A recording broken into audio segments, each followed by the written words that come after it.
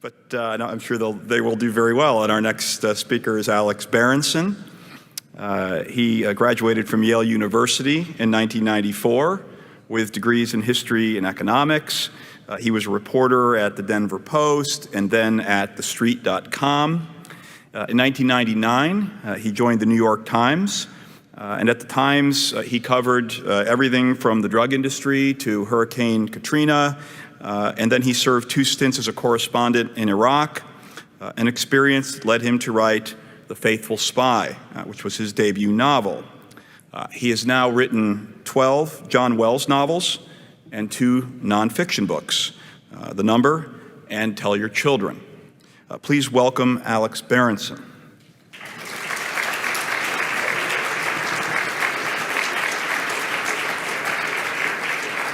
So, as you might guess from that pedigree, I didn't really expect that I would be spending all my time speaking to conservative groups and audiences for the last couple of years, but here I am.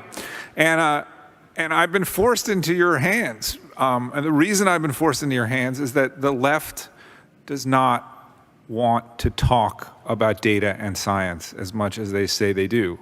And certainly when it comes to coronavirus, they don't.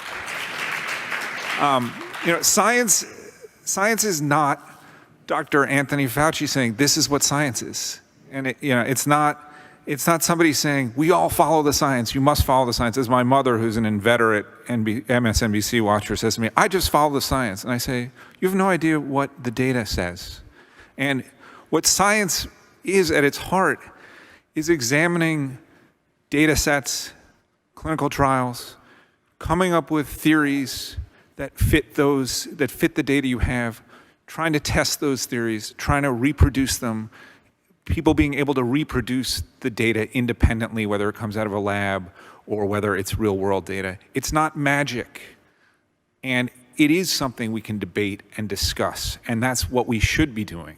But the left and the media have sort of grabbed the reins of this in a way that I never would have expected, and they refuse to debate anything they don't like. I have a couple 100,000 followers on Twitter, which is sort of my main outlet to get some of these points across, and I have been blocked by I don't know how many people who I've never even heard of, media types, what I call blue checks, who have lots of followers, who just don't. Who are so opposed to hearing anything they don't want to hear that they've preemptively blocked me.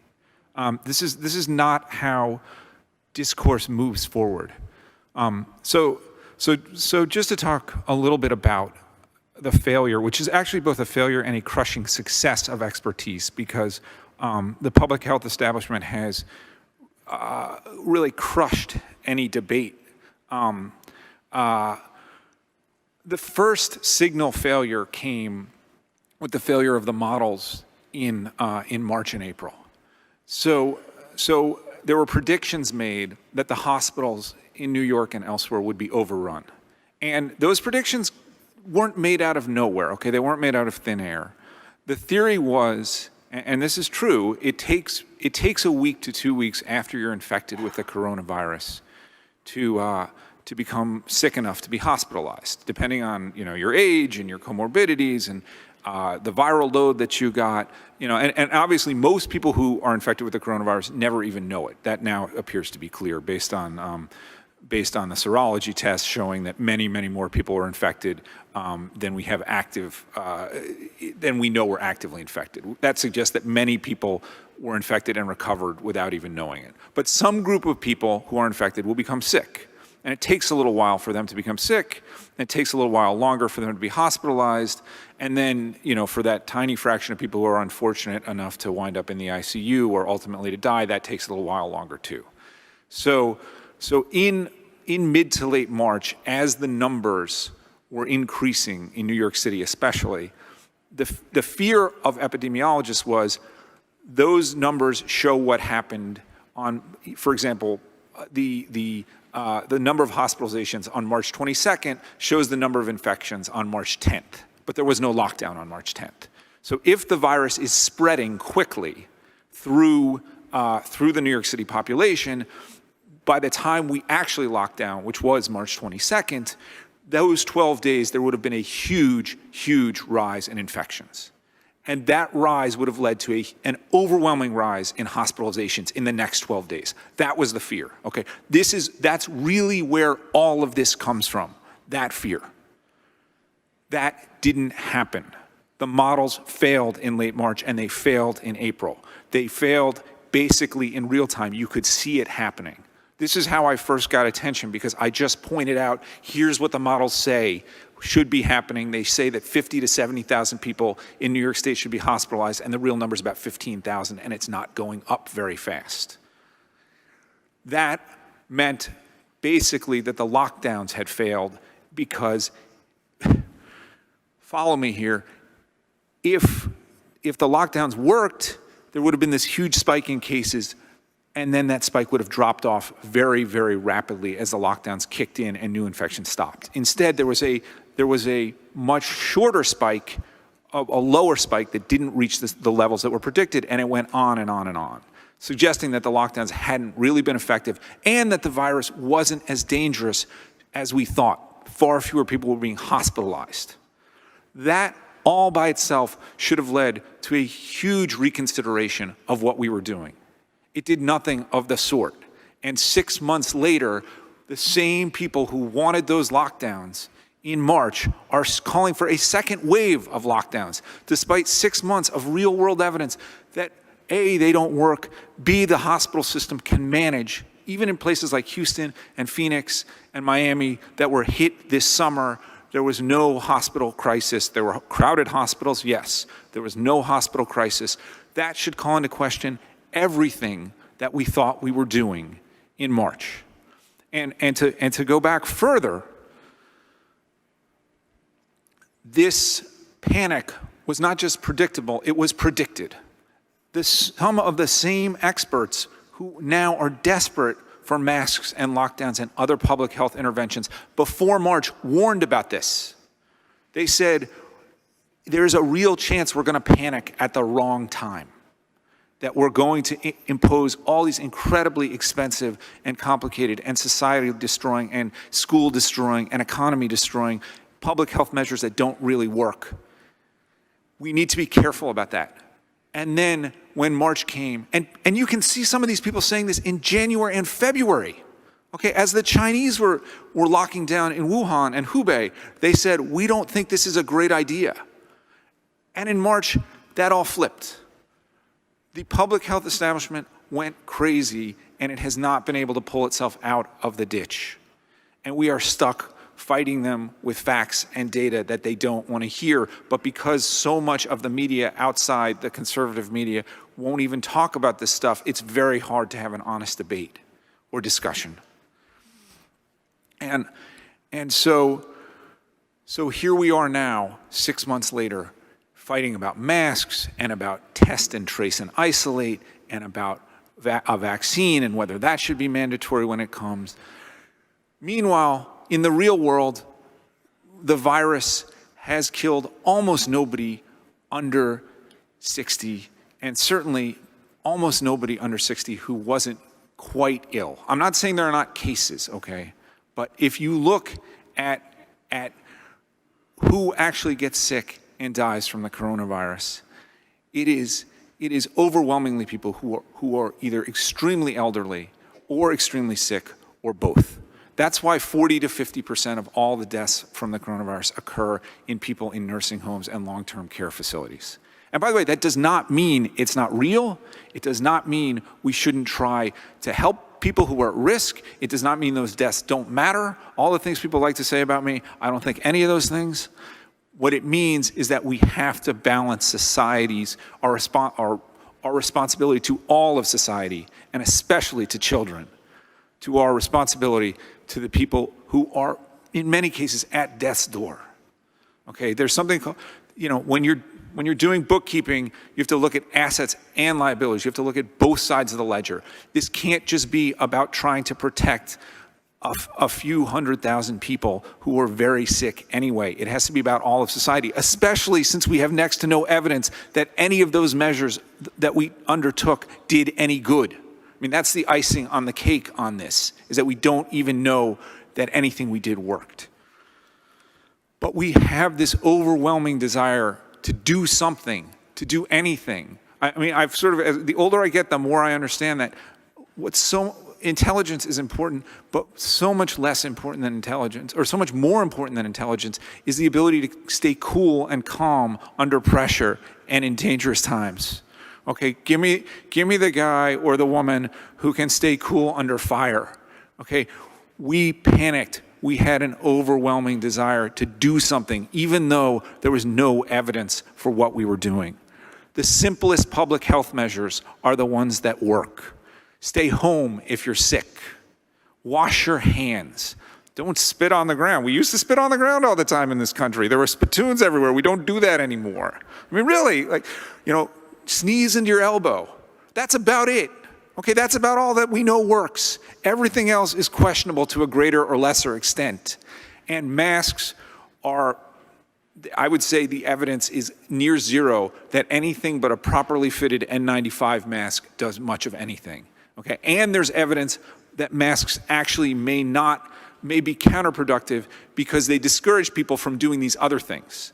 And to the extent masks make a difference, they probably make a difference as a signaling mechanism. In other words, if we tell sick people to wear masks, it signals to other people that they're sick, and then people give them space. Doesn't mean you're being negative about them. It just means you're giving them some space that they're sick. But guess what? When you have universal masks, that signaling mechanism disappears. It destroys the only benefit of the mask. So we are stuck. And the reality of the situation and what the media and public health establishments are saying are diverging more and more. And people are getting fed up, and they're sort of throwing, we're all, not all of us, but a lot of us, I think, are living in what, to some extent, must have felt like in the Soviet Union about 1982, when it was clear that that everything had failed, and that you couldn't get any fresh fruit, and your car, if you were lucky to have one, the engine fell out half the time. But you had to, but everybody said the glorious socialist state was going on. We are being told over and over again that this is the worst, epidemic since the Spanish flu, when most people don't know anyone who's died from this, and certainly most people don't know anyone who's died from this. And I mean, when I say most, I mean almost all. I've conducted a survey about this, and and there's been other surveys conducted about it. Somewhere between 80% and 90% of Americans don't know anyone who's died from COVID. And most of the people who and you define know as broadly, okay? So not a family member, but just somebody you might have heard of who's a friend or something like that. So most people don't know anyone who's died from COVID, and the people who know someone who's died from COVID, those deaths overwhelmingly again are in people who are older and quite ill. So the reality of the fact that this isn't that dangerous to most people, to almost all people. And what we're being told is the gap is getting too far for anybody to accept anymore. And so people are returning to their lives, but they're doing it in the face of government diktats that are supposed to, that I guess we're all sort of saying are not going to be enforced. So, Kamala Harris said, there'll be a mask mandate, but we won't enforce it. So what does that mean? I mean, really? Like, is it just a strongly worded suggestion? Like, I don't know. So that doesn't breed respect for government or the law or science or anything else. It's a bad way to live when what you see happening and what you're being forced to pretend in public is happening are not the same thing. And I hope we can stop that. So I could talk for an hour. I mean, this is, to some extent, this is like the old AA stuff. 5 minutes is too much, and an hour would not be enough. I want to sort of leave you with one thing. It's very easy to say this is all about Trump. Okay, that the media hates Trump, or unfortunately, there's a lot of people in academia, including in the physical sciences, who hate Trump. If Trump is not reelected, this will go away. The evidence on the ground is that is not true. Okay, New Zealand and Australia are both led by progressives. They have extremely hard lockdowns. Okay, and Joe Biden has indicated that he will follow the science, the same science my mother follows on MSNBC, and basically continue masks and impose another lockdown at the drop of a hat. So it's easy to blame this on sort of the hatred for Trump, but that misunderstands what's happening here. Okay, to some extent we are doing this because we can. What do I mean? I mean, we now have the bandwidth that most white-collar workers can stay home, okay? And we can run schools in this horrible way, but theoretically, schools can function at a distance. Even 5 years ago, that would not have been possible, okay? Much less 10 or 15 or 20 years ago. So we have the bandwidth to enable us to exist remotely, or, for the people who have the most money and the most political power in society to exist remotely. And we have a bunch of companies that are benefiting massively from this. Tech companies, I don't, if any of you are fortunate enough to own Amazon or Apple, those stocks have done really well this year. The market is not stupid, okay? So we have the ability to do this, and we have an interest group, an ultra-powerful interest group, by the way, which is now actively censoring people like me and Bob, that is encouraging this. That's A. And that's not going away, okay? That force is only becoming more powerful.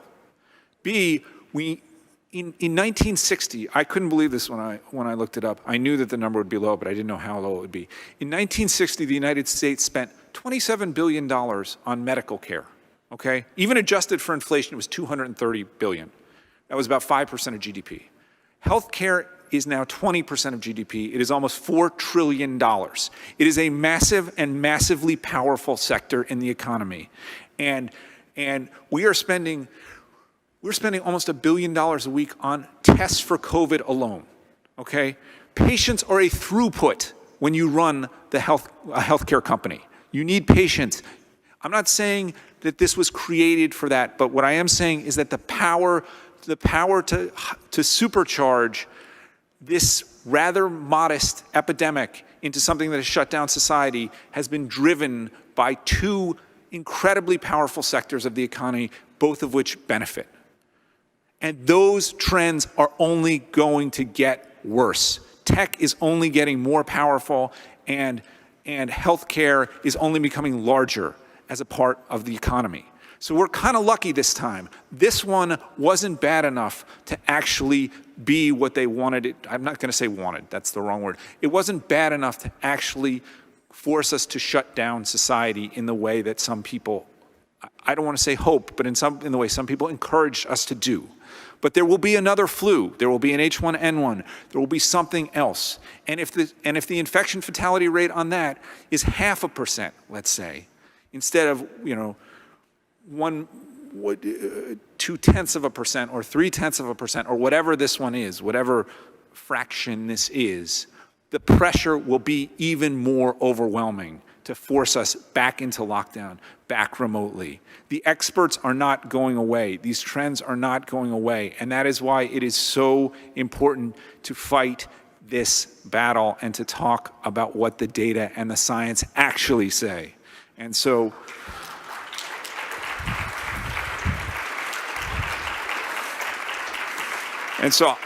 so we just have to keep doing it because otherwise we're never going to get out of this.